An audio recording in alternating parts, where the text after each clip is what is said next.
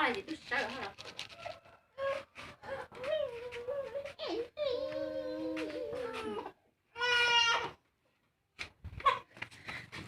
Wow, đã chơi xem bao nhiêu nữa đâu, bao kia đi gì đâu, bao kia đi gì đâu, ai dắt trộn tụi mở đâu, lóc,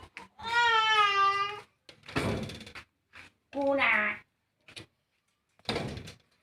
cô nhà ha, sẽ chẳng mấy hả, đà, cô này nhóc, Trứng vậy ngon.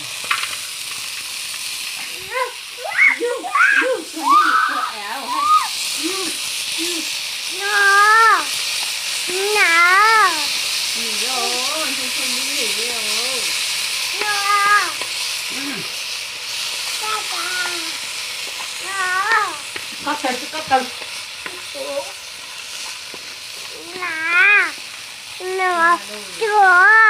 Chua ẻ đâu.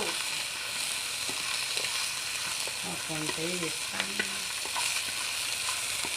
Chọn rồi đấy mà. ai có con tí trời. Có con tí cho em ăn coi.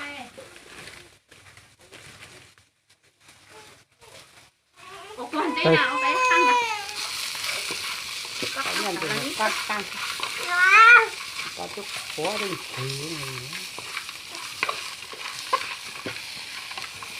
Chứ vậy có con Ya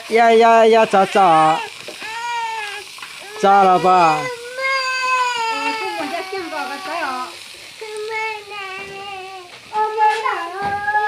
Đá rồi. Chật rồi à. Thế giờ mà đá nè.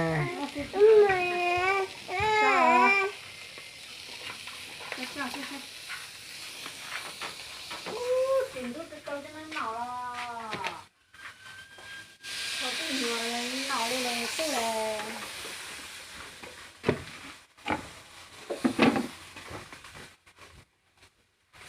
tao thấy cái mình đâu rồi tên con à Đâu mà.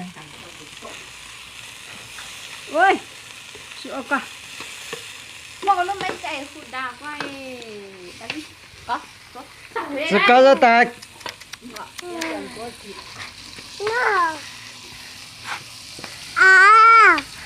Cao.